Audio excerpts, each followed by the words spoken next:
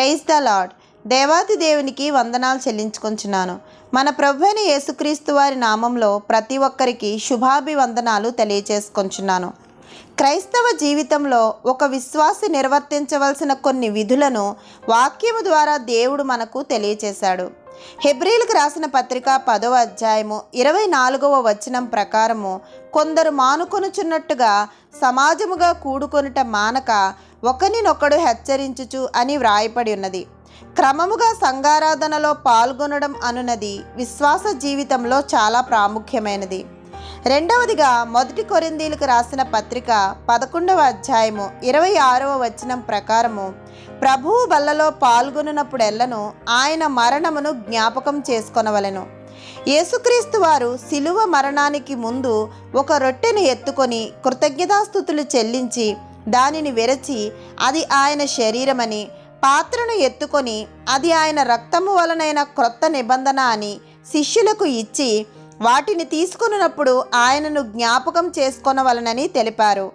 ఈ విధానము క్రీస్తు వారు మన పాపముల కొరకు, మన అతిక్రమముల కొరకు సిలువలో చేసిన ప్రాణత్యాగమును జ్ఞాపకం చేసుకొనవలెను అని మనకు తెలుపుచున్నది.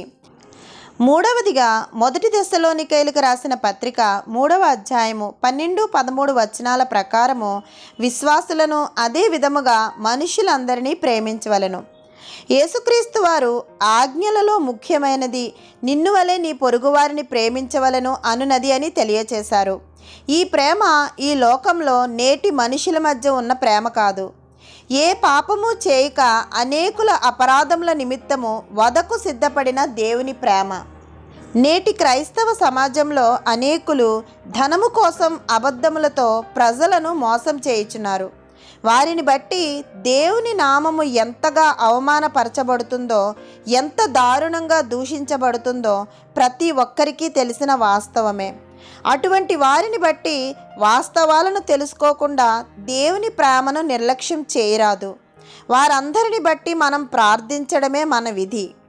నాలుగవదిగా యాకోబు పత్రిక 5వ అధ్యాయము 8వ వచనం ప్రకారము, విశ్వాసులు ఓపిక కలిగి ఉండవలెను. సహనము, ఓపిక క్రైస్తవులు తప్పనిసరిగా నేర్చుకొనవలసినవి. యేసుక్రీస్తు వారు మనకు నేర్పించిన అమూల్యమైన పాఠము ఇది. ఆయన జీవితము సహనానికి మాదిరికరంగా ఉంటుంది. మనందరి నిమిత్తము ప్రభువారు అనేకుల నిందలు భరించారు, అపహాస్యాలు సహించారు, కొరడా దెబ్బలకు ఓర్చారు, ఉమ్మివేయబడ్డారు, చివరకు వధించబడ్డారు. ఈనాటి మన జీవితాల్లో ఒక్క మాటకి 10 మాటలు ప్రతి ఒక్కరి దగ్గర సమాధానం సిద్ధంగా ఉంటుంది. అయితే దేవుని వాక్యము ప్రకారము విశ్వాసి జీవితంలో వ్యర్థమైన వాదనలు, వ్యర్థమైన సంభాషణలు ఉండరాదు.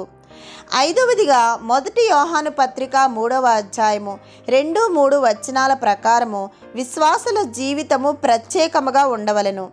ఈ ప్రత్యేకత మన ప్రభువైన యేసుక్రీస్తు వారి నుండియే మనకు కలుగుతుంది. మన పాత జీవితము, గత జీవితము ఏమైనప్పటికీ ఏ క్షణము దేవుని స్వరం మనం విన్నామో, ఎప్పుడైతే క్రీస్తు వారి రక్తంలో కడగబడ్డామో, మనల్ని దేవుడు ఆయన బిడ్డలుగా, ఆయన సొత్తుగా అంగీకరించాడు. ఆయన పిల్లలుగా ఉన్న మనము మనలోని పవిత్రతను కాపాడుకొనవలసిన వారముగా ఉన్నాము. ఈ పవిత్రతే మనలోని ప్రత్యేకత అని మనం గ్రహించాలి.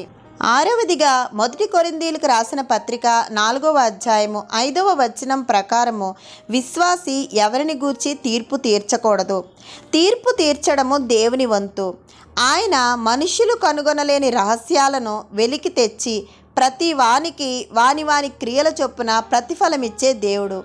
మన పని దేవుణ్ణి వ్యతిరేకించే వారిని బట్టి మరియు దేవునిలో ఉంటూ దేవునికి అవమానకరంగా జీవించే వారిని బట్టి ప్రార్థించుటయే. 7వదిగా 2వ తిమోతికి రాసిన పత్రిక 4వ అధ్యాయము 1-2 వచనాల ప్రకారము, దేవుని వాక్యమును ప్రకటించవలెను. ప్రయాసపడి వాక్యమును ప్రకటించవలనని పౌలు భక్తుడు ఈ వచనంలో స్పష్టం చేశాడు. నిజానికి నిజమైన సేవ చేసేవారు చాలా తక్కువ మంది ఉన్నారు. దుర్బోధలు, అబద్ధ బోధలు ప్రబలిపోయాయి. ప్రజలు వీరిని గుడ్డిగా నమ్ముతున్నారు. ఇలాంటి వారిని బట్టి అనేకులు దేవుణ్ణి ఎంతో అవమానిస్తున్నారు.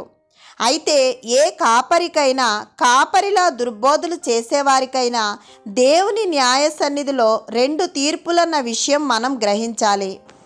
దేవుని ప్రేమతత్వాన్ని, నిజ దేవుని ప్రాణత్యాగాన్ని మనం ప్రకటించాలి.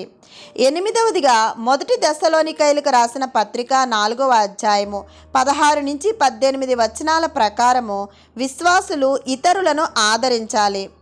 ఆ వచనాల్లో ఆర్భాటముతోనూ, ప్రధాన దూత శబ్దముతోనూ, దేవుని బూరతోనూ పరలోకము నుండి ప్రభువు దిగివచ్చును, క్రీస్తునందుండి మృతులైన వారు మొదట లేతురు, ఆ మీదట సజీవులమై నిలిచియుండు మనము వారితో కూడా ఏకముగా ప్రభువుని ఎదుర్కొనుటకు ఆకాశమండలం మీద కొనిపోబడదము.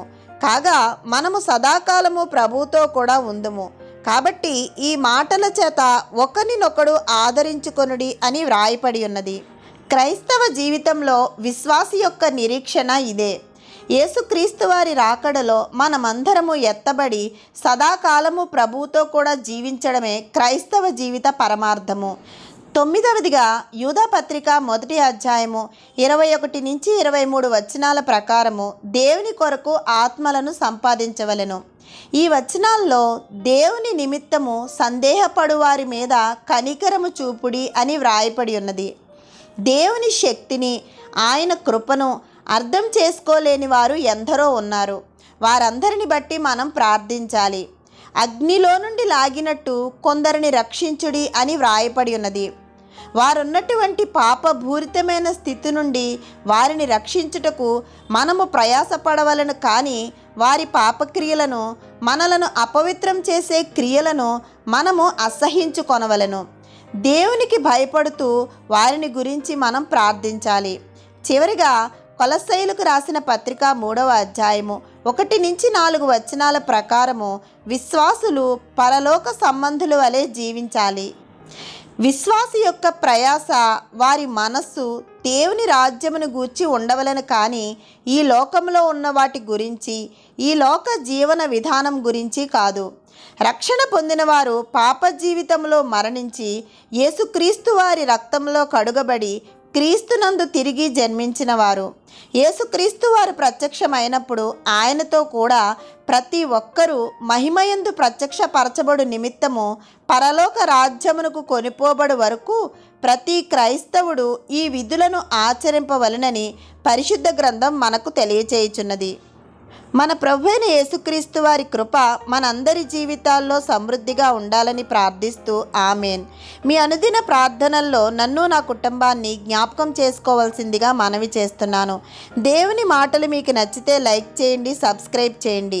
దేవుని మాటలను అనేకులకు షేర్ చేయండి. ఈ కొద్ది మాటలను దేవుడు దీవించునుగాక. ఆమేన్.